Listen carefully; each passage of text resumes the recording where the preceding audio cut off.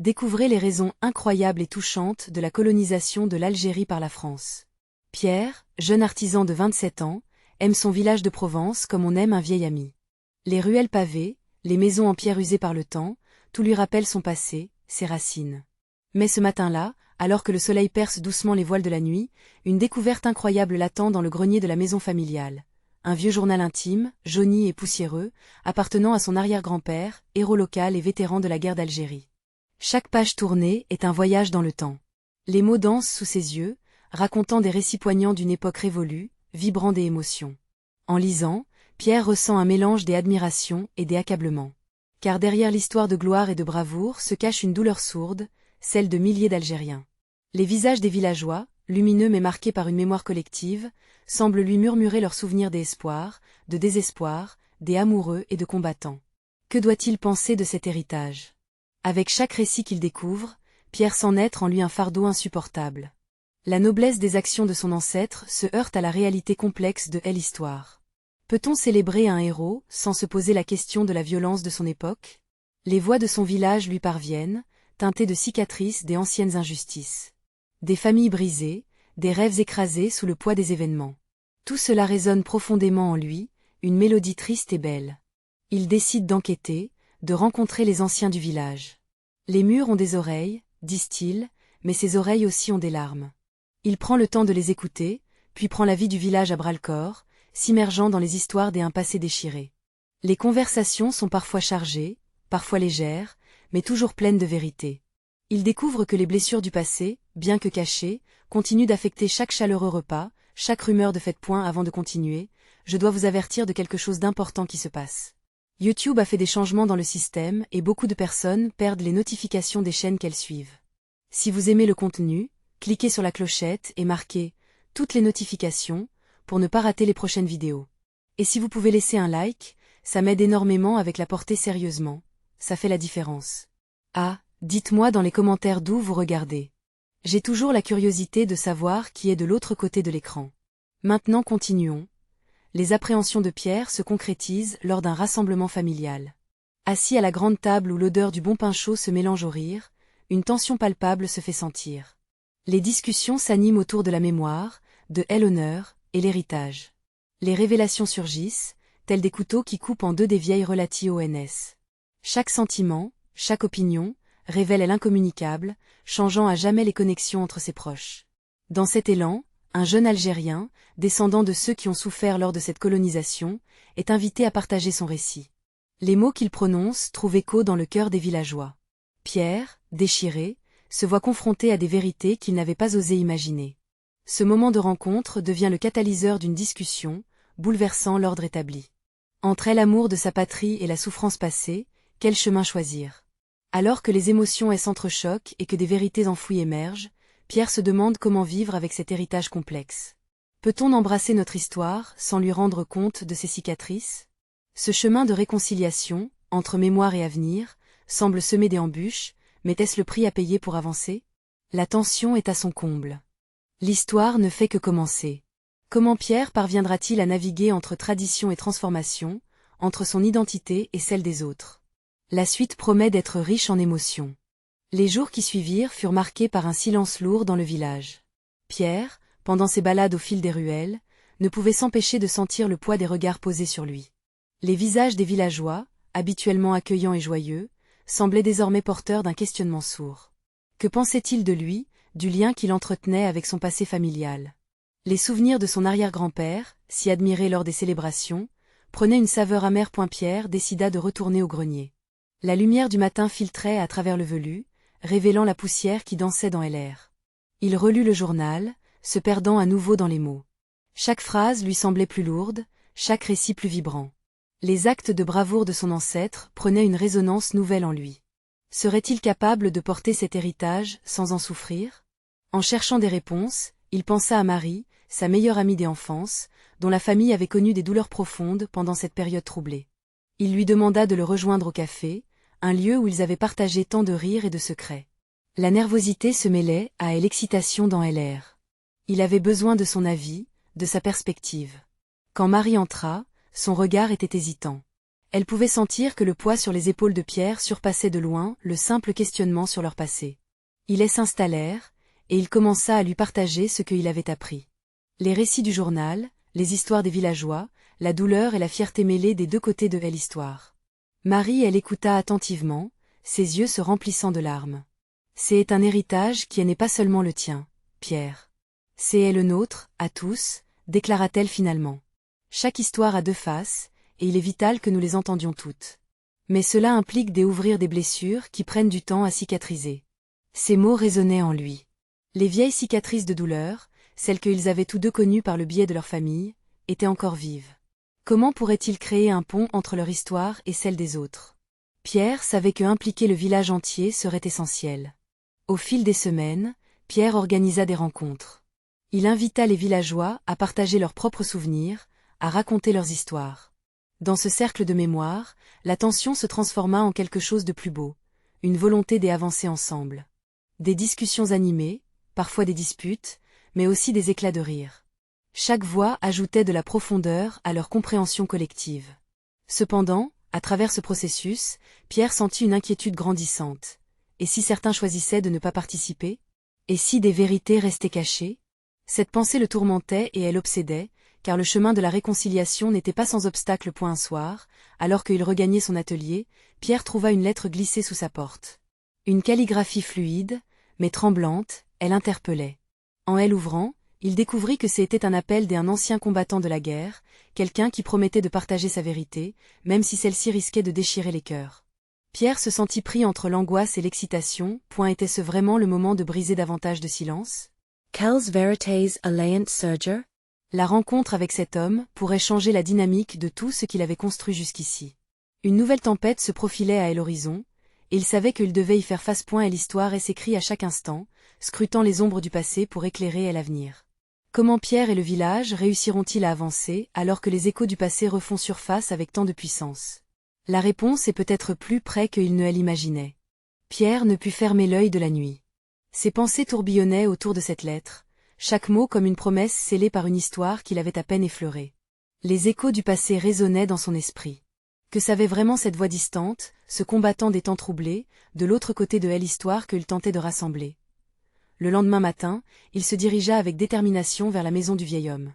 Le village semblait s'être réveillé dans une ambiance tendue. Chaque regard croisé lui confirmait l'importance de cette rencontre imminente. Était-il prêt à entendre cette vérité, si différente de celle qu'il avait jusqu'à présent? Enfin, il frappa à la porte. Le bruit résonna comme une promesse de révélation. L'entrée était entourée de souvenirs, des portraits jaunis de temps anciens, marquant la famille du guerrier. Après quelques instants qui lui parurent une éternité, la porte s'ouvrit lentement, révélant un homme avec des traits marqués par le poids des batailles vécues. Ses yeux, d'un bleu profond, trahissaient une sagesse accumulée au fil des années. « Je suis Pierre. J'y ai reçu votre lettre. Je veux écouter votre histoire. » Le vieil homme hocha la tête, invitant Pierre à entrer. La pièce était sombre, à peine éclairée par la lumière filtrant à travers les volets. Le silence qui s'installait était palpable, rempli d'un respect anticipé. Ils s'assirent face à face, comme deux hommes que des siècles avaient séparés. « Avant d'entendre ma version, je tiens à te dire une chose, Pierre, » commença le vieillard. La vérité a de nombreuses facettes, tout comme les gens. La guerre n'était pas simplement une lutte pour un territoire, mais un affrontement de passion, de douleur, d'espoir. Pierre écoutait, fasciné et inquiet. Ce qu'il entendait le bouleversait. Chaque mot résonnait avec la douleur et les mémoires qu'il avait découvertes dans le journal de son ancêtre. La voix du vieil homme relatait des histoires qui mêlaient victorieuses et tragiques, dévoilant un panorama complexe des affections, de loyauté perdue et de souvenirs réprimés. Je faisais partie de ceux qui ont combattu. Mais je n'étais pas seulement un soldat, j'y étais aussi père, fils, voisin. Nous étions liés par des histoires invisibles. J'y ai vu des innombrables amis tomber, mais j'ai également vu des gestes de bonté, même dans ce chaos. C'était un monde fragilisé par les illusions de grandeur et les rêves de paix. Les larmes de Pierre le brûlaient. Comment le village, le monde, pouvait-il avancer sans reconnaître cette humanité des deux côtés? Chaque phrase du vieillard le rapprochait d'une compréhension fondamentale. La douleur du passé devait être reconnue, non balayée. Quand le récit toucha à sa fin, le silence reprit sa place, lourd mais porteur d'une nouvelle promesse. En scrutant le visage du vieil homme, Pierre réalisa que ce moment était un ancrage dans son voyage. Il comprit qu'il faisait partie des un tout, et que ce tout devait être sécurisé et célébré. « Je te remercie », parvint-il à murmurer, sa voix brisée par l'émotion. « Grâce à vous, je sais ce que je dois faire. Nous devons partager ces histoires, créer un espace pour tous les récits. » Le vieillard sourit, sa paix intérieure palpable. Pierre quitta la maison inspiré, mais une question persistait dans son esprit. Est-ce que le village serait prêt à affronter cette réalité troublante? Serait-il nécessaire de risquer des craintes pour toucher à la vérité? La réponse allait se dessiner au cours des jours suivants, alors qu'un défi encore plus grand se préparait à la porte du village. Le voyage vers la réconciliation venait à peine de commencer. Quelle réaction allait surgir face aux révélations de Pierre dans ce petit village solidaire? La mémoire commune serait-elle assez forte pour transcender les blessures? Pierre arpenta les rues étroites du village, le cœur battant à tout rompre. Les souvenirs des paroles du vieux guerrier tourbillonnaient dans son esprit. Désormais, l'urgence de partager cette vérité le poussait à avancer. Mais chaque pas qu'il faisait au milieu des visages familiers était obscurci par l'appréhension. Comment aborder ce sujet délicat, cette douleur que beaucoup préféraient ignorer? Il passa devant la boulangerie, où l'odeur du pain chaud flottait dans l'air et attirait spontanément les villageois. Les enfants jouaient, riant et courant, insouciants des histoires sombres que les adultes portaient dans leur cœur. Pierre se demanda s'il était juste de les plonger dans un passé qu'ils n'avaient pas vécu, mais qui les touchait tous encore. Il rejoignit la place centrale, le lieu souvent animé par des échanges de nouvelles. Les villageois étaient rassemblés autour de la fontaine, discutant de choses banales, des récoltes à venir, des visites récentes. Pierre sentit un frisson d'appréhension le traverser alors qu'il leur approchait. Il se racla la gorge, attirant leur attention. Le ton de sa voix, tremblant au début, gagna en force. « Mes amis, j'y écoutais une histoire, celle d'un homme qui a vécu la guerre. Une guerre que nous avons tous héritée, mais que peu d'entre nous comprennent vraiment. » Les murmures s'apaisèrent, les visages se tournèrent vers lui, curieux mais méfiants. Cette histoire parle de souffrance, de perte, mais aussi de bonté, de liens invisibles entre les gens, même au milieu de la guerre. Pierre chercha le regard de chacun, espérant établir une connexion. « Je crois qu'il est temps pour nous tous de faire face à notre histoire, non pas pour raviver le passé, mais pour nous reconstruire. » Les réactions furent immédiates. Certains hochèrent la tête, reconnaissant une vérité qu'ils avaient évitée. Mais d'autres, sceptiques, se renfrognèrent. « Pourquoi ressasser ces vieilles blessures ?» demanda-t-elle un des plus âgés, le visage assombri par l'inquiétude. « Nous avons avancé depuis et il n'y a rien à gagner à ouvrir ces plaies. » Pierre se heurta à cette résistance. Il sentit le poids de l'angoisse des souvenirs malheureux. Mais au fond de lui, un désir ardent de réconciliation grandissait. Nous ne devons pas craindre le passé. Il est là, sans honte ni glorification. Il nous appartient à tous, et c'est à nous de l'honorer en nous écoutant les uns les autres. Un frisson parcourut la foule. Plusieurs visages se radoucirent légèrement. Et l'un d'eux, une femme âgée aux yeux pétillants de sagesse, s'avança. « J'y ai perdu des amis dans cette guerre, mais je comprends maintenant que leur histoire doit être racontée. Peut-être est-ce le moment de panser les blessures, ensemble. » Pierre sentit l'étincelle naître dans la foule. Une véritable discussion pouvait naître de cette peur, se transformant en curiosité. Le vieil homme avait raison, il fallait créer cet espace pour que chacun puisse partager son récit. Qui sait ce qu'ils pourraient découvrir ensemble? Alors qu'il jugulait l'enthousiasme qui s'emparait des villageois, une ombre se dessina au loin. Un groupe de jeunes gens qui avaient toujours su faire l'autruche face à l'histoire apparut. Leur regard était dur, méfiant. Pierre le sut alors, ce chapitre de leur voyage ne faisait que commencer.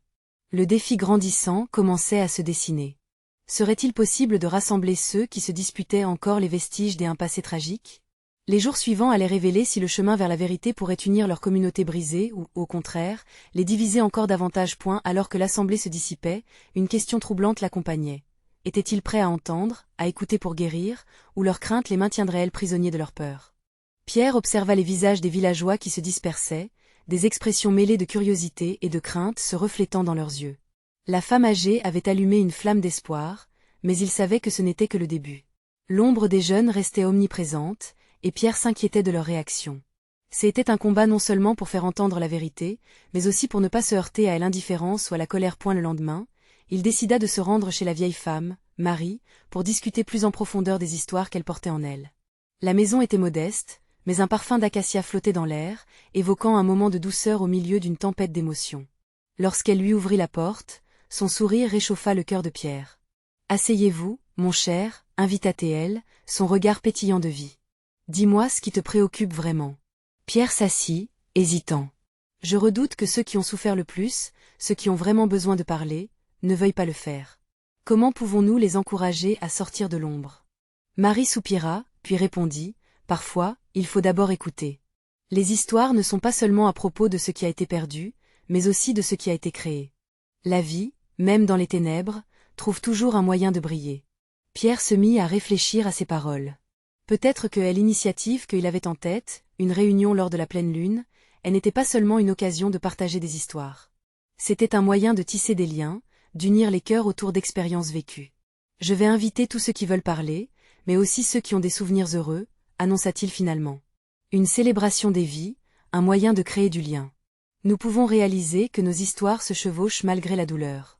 Marie approuva de la tête, un sourire empreint de fierté illuminant son visage ridé. Oui, mon garçon.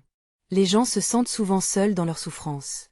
Rappelle-leur qu'ils ne portent pas ce fardeau seuls. Encouragé par ces mots, Pierre se mit au travail. Il parcourut la ville, parla à chaque individu, des jeunes aux plus âgés.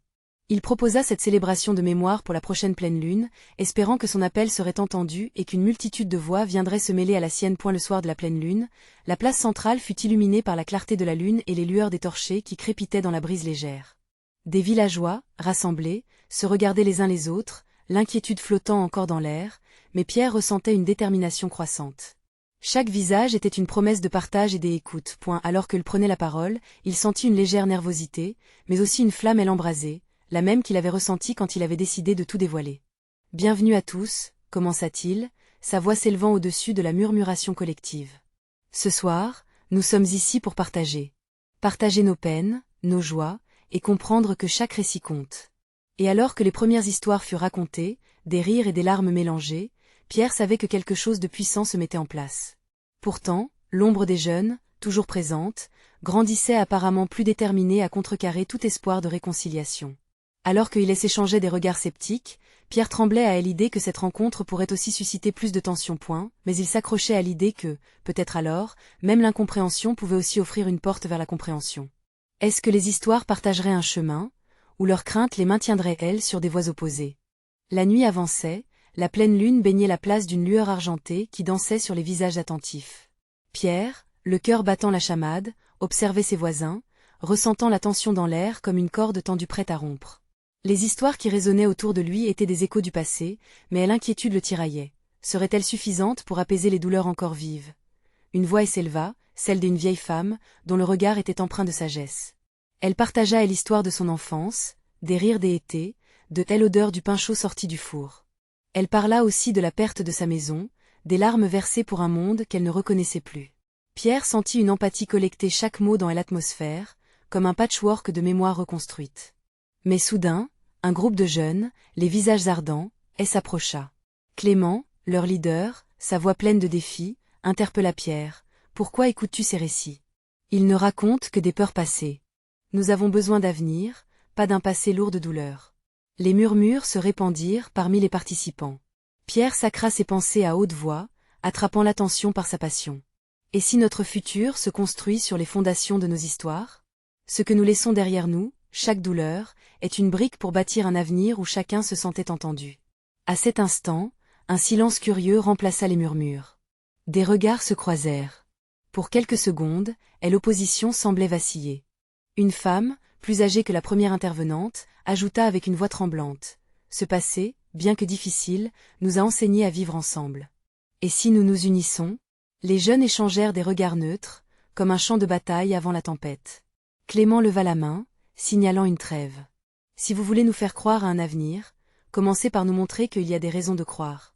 Pierre sentit le poids de la responsabilité s'inverser sur ses épaules.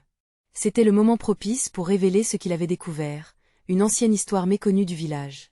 Avant de parler, il inspira profondément, sachant que sa vérité pourrait être la clé qui rétablirait le lien brisé. Laissez-moi vous raconter l'histoire d'un groupe de nos ancêtres qui a affronté une terrible tempête. Ils n'ont pas reculé, ils ont fait face à l'adversité ensemble, forgeant des amitiés impossibles à briser. Ce n'était pas que douleur, mais un choix de résilience et d'unité, commença-t-il, la voix prenant de telle ampleur. Les histoires se succédèrent, des récits de lutte et de victoire, de réunifications imprévues. Chaque participation brisait un peu plus la glace entre les générations, suscitant des échos de rire et des larmes de compassion. Pierre observa Clément, dont le visage commençait à montrer des fissures dans son obstination, comme un bloc de glace qui fond doucement au soleil. Alors que la soirée s'approchait de sa fin, une atmosphère de camaraderie prenait forme. Les villageois, consolidant leurs souvenirs, s'étaient unis autour de l'espoir d'un avenir commun. Mais dans un coin de son esprit, Pierre savait que la route serait encore semée d'embûches. Leurs secrets et douleurs n'étaient pas en passe d'être résolus pour autant. Et alors qu'il se retournait pour remercier ceux qui avaient partagé, un jeune homme s'avança, féroce et déterminé. « Nous avons écouté vos histoires, et nous avons aussi nos vérités à dire. » L'ombre des conflits ne s'était pas dissipée, elle flottait encore comme une nuée menaçante. L'unité naissante serait-elle assez forte pour surmonter cette tempête imminente? Alors que la voix du jeune homme s'élevait, un frisson parcourut l'assemblée. Nicolai, ses yeux noirs de détermination, s'avança un peu plus, mettant à jour une tension palpable. Pierre ne pouvait ignorer la montée de la nervosité qui enveloppait les villageois. Chacun retenait son souffle, comme si le prochain mot pouvait soit déclencher une éruption, soit tisser des liens. « Nous avons aussi nos blessures, » continua Nicolai avec une intensité dévorante. « Nos parents ont souffert de leur propre lutte, de leur propre perte. Nous ne voulons pas simplement hériter de votre histoire. Nous voulons qu'elle soit notre histoire aussi. » Les murmures se propagèrent à travers la foule. Des regards chargés d'incrédulité se tournèrent vers Pierre, comme s'il était le seul à pouvoir répondre à ce défi. Comment expliquer la douleur sans renvoyer les jeunes à leur propre souffrance? Il se leva lentement, le cœur alourdissant sa poitrine. « Je comprends vos ressentis, » dit Pierre, sa voix tremblante mais ferme. « Mais ces histoires que nous partageons ne parlent pas que de douleur. Elles sont des leçons. Des leçons que nous devons prendre pour avancer ensemble. » La vérité de ces mots commença à faire écho dans l'assemblée, mais lui-même luttait pour maintenir sa clarté d'esprit. Il pensa au poids de l'héritage qu'il portait, à ceux qui l'avaient précédé, mais surtout à ceux qui le regardaient maintenant avec espoir. Chaque génération avait ses cicatrices, et si elles n'étaient pas toujours partagées, elles devaient être respectées. « Écoutons-nous vraiment ?» interrogea une jeune fille du groupe de Nicolai, le visage plein de défis. Ses traits étaient finement dessinés, mais une colère brûlait dans ses yeux. Comment pouvons-nous continuer à bâtir sur des souvenirs que nous n'avons pas vécus? Nous voulons aussi qu'on nous entende. Que l'on prenne en compte notre voix. Le cœur de Pierre se serra, conscient qu'à cet instant, un fossé se creusait entre deux générations. Il ressentait la profondeur de leur besoin de reconnaissance. C'était un cri de ralliement à la fois douloureux et désespéré.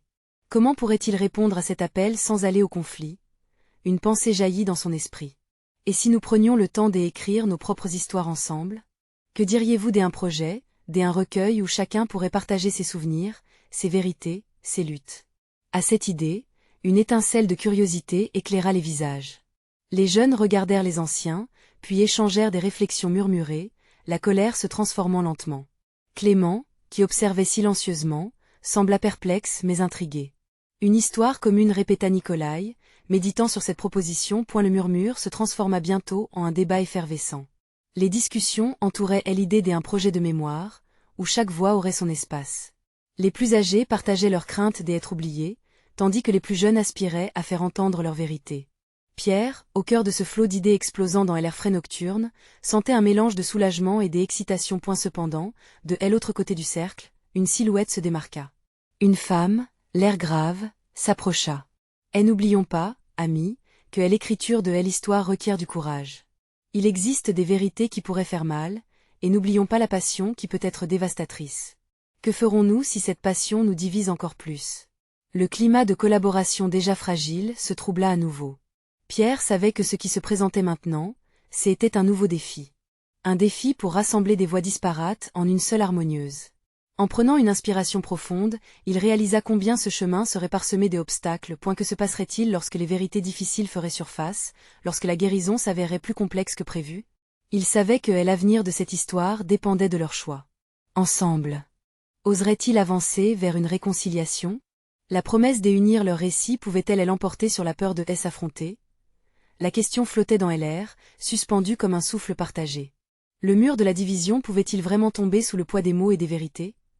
Pierre se tenait là, au seuil de quelque chose de grand, conscient que chaque décision, chaque mot prononcé, déterminait le chemin à suivre. Une chose était sûre, ils allaient devoir faire preuve de courage pour aller de l'avant. La nuit était encore jeune, mais des échos de vérité s'y préparaient. Dans cette recherche de sens et d'unité, Quelle serait la première révélation à émerger des profondeurs de l'âme du village? Les murmures dans l'assemblée grandissaient, enveloppant Pierre d'une aura d'incertitude. Les yeux de ceux qui l'entouraient cherchaient des réponses, mais il savait bien qu'aucune réponse facile ne viendrait. Chaque visage portait l'empreinte de l'histoire, une histoire que chacun ressentait différemment, avec ses blessures cachées et ses espoirs fragiles. Quelle vérité serons-nous prêts à affronter? Se demanda-t-il intérieurement. La question résonnait dans la tête de Pierre, alors qu'il remarquait des silhouettes parmi les villageois. L'angoisse se mêlait à l'anticipation, et il se rendit compte que la réaction des jeunes était un appel à quelque chose de plus grand que lui-même. Écrivons. S'écria Nicolai du fond de la foule, sa voix vibrante et énergique. Écrivons à partir de notre douleur. Écrivons sur ce que nous avons perdu, sur nos luttes, sur nos rêves. Les jeunes applaudirent à cette idée. Ils voulaient crier leurs histoires, les partager comme des trésors enfouis longtemps dans des cœurs indomptés. Tout en écoutant, Pierre ressentit un frisson d'excitation. Les mots de Nicolai étaient comme des étincelles sur des braises encore chaudes. Cependant, quelque chose en lui résonnait aussi avec la mise en garde de la femme gravement entrée dans la discussion. Était-il vraiment sage de plonger si profondément dans cette quête de vérité? Combien de blessures encore ouvertes pourraient être ravivées durant ce processus? Je suis d'accord, intervint Clément, prenant la parole pour la première fois. Nous devons être conscients de la douleur que cela pourrait provoquer. Peut-être que nous devrions nous rencontrer régulièrement, nous écouter, et seulement ensuite commencer à écrire. La voix de chacun est importante. Mais il est crucial de bâtir un pont avant de parler de profondeur. L'assemblée sembla suspendue un instant, pesant ses mots. Pierre savait que Clément avait raison. Écouter était aussi essentiel que partager. L'idée de créer un espace où chacun pourrait parler sans jugement était une approche prudente, mais il fallait également du courage. Car combien de vérités restaient cachées sous la surface? Une jeune femme, aux cheveux longs et argentés, leva la main timidement.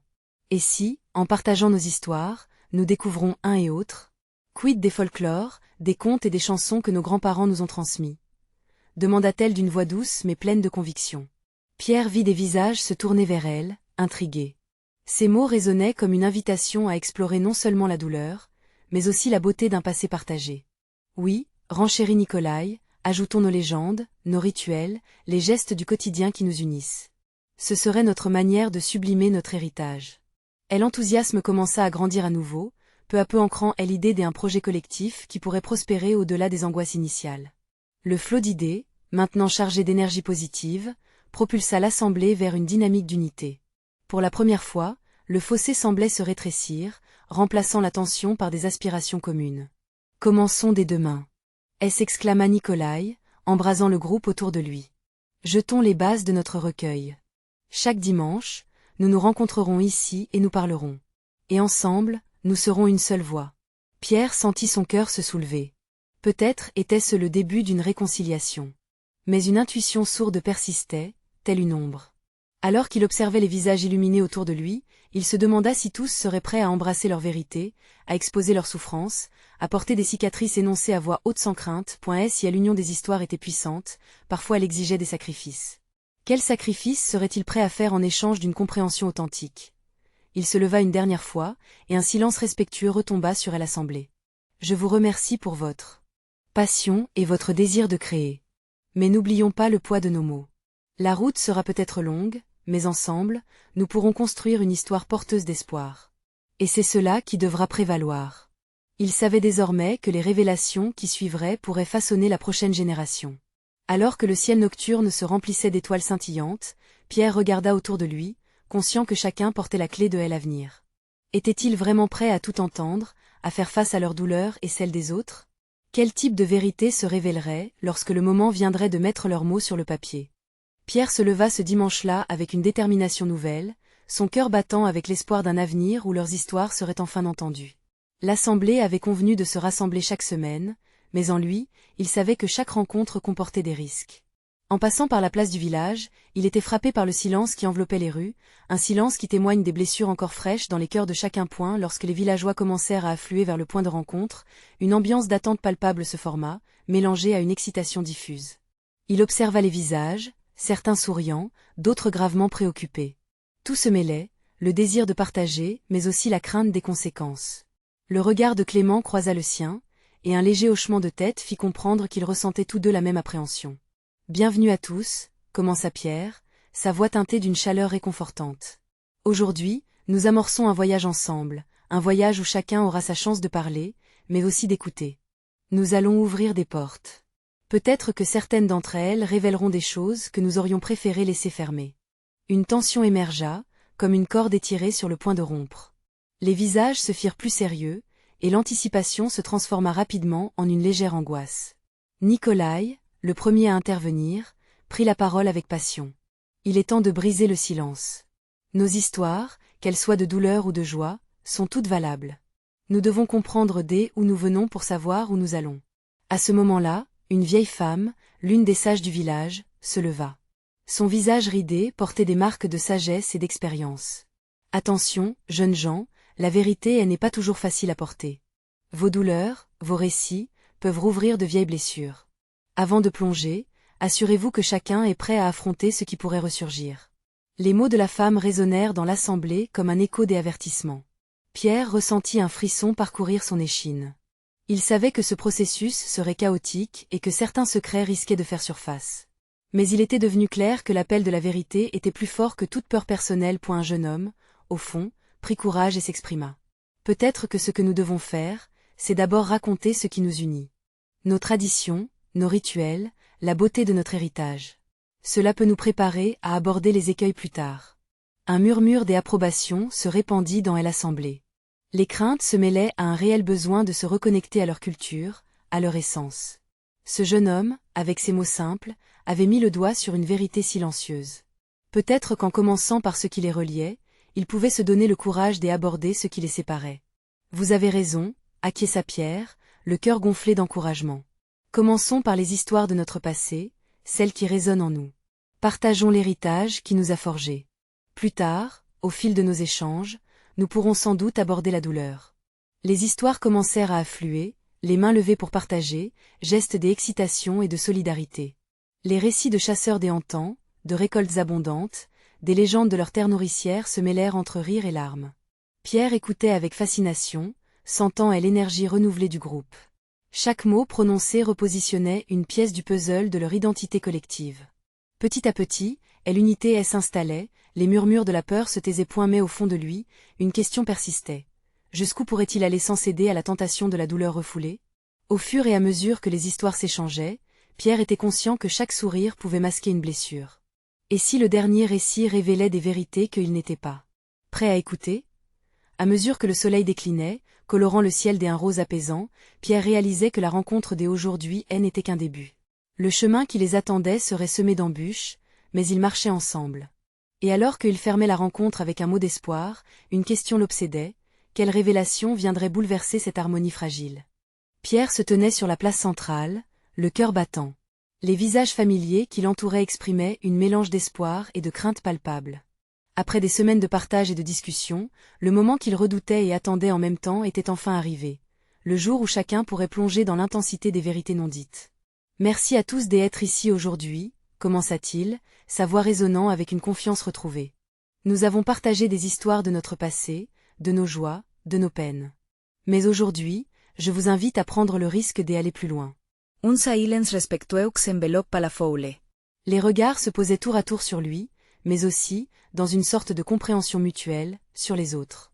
Il pouvait sentir l'anticipation trembler dans l'air, une lueur d'ouverture. Avez-vous des vérités que vous avez longtemps cachées? Des histoires que vous avez peur de partager? Demanda-t-il, le défi au cœur de sa voix. Un souffle collectif parcourut l'assemblée.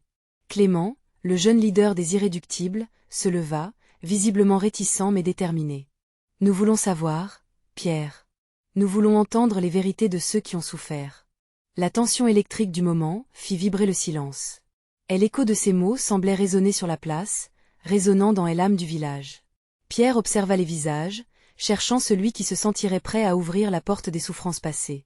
Finalement, une femme âgée, avec un visage buriné par les années, leva lentement la main. Moi, je peux parler. Sa voix tremblait légèrement sous le poids de sa réalité.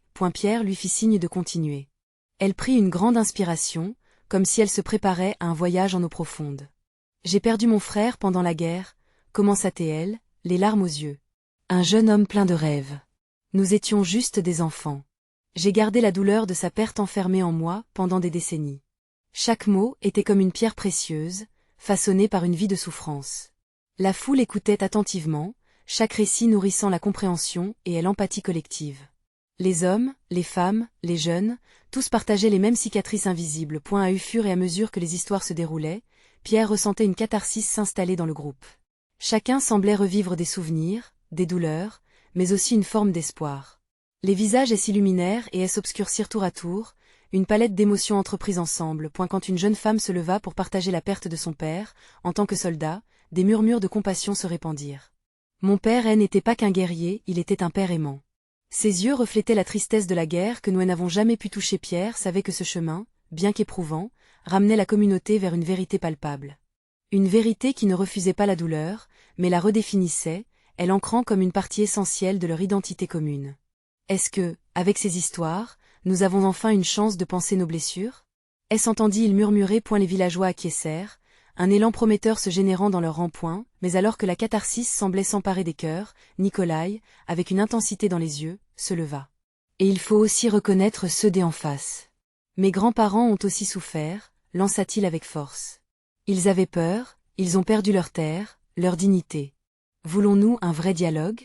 Il doit aussi inclure ces histoires. Pierre sentit l'air se sidérer, aussi doux soit-il, il portait la lourdeur des questions pendantes. Leur lutte n'appartenait pas que à eux, mais à un lourd héritage, un réseau de souffrances partagées.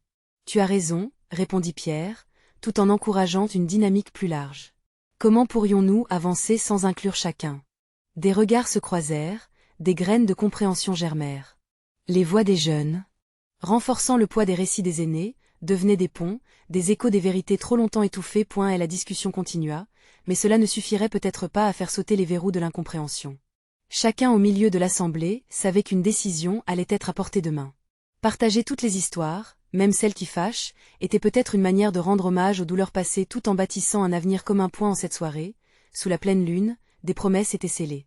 Alors que la tension s'apaisait, Pierre se dit qu'il venait de poser la première pierre d'une fondation qui pourrait les porter vers un avenir plus uni. Il n'y aurait pas de guérison instantanée, mais avec chaque voix entendue, chaque larme versée, les morceaux du village trouvaient un chemin de réconciliation.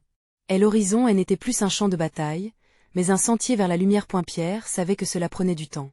La route serait sinueuse, parfois douloureuse, mais elle promettait aussi de bridger les histoires, de rassembler les cœurs, tout en restant ouvert. Les jours suivants, alors que le village commençait à s'ouvrir progressivement, il ressentait une légèreté nouvelle dans l'air.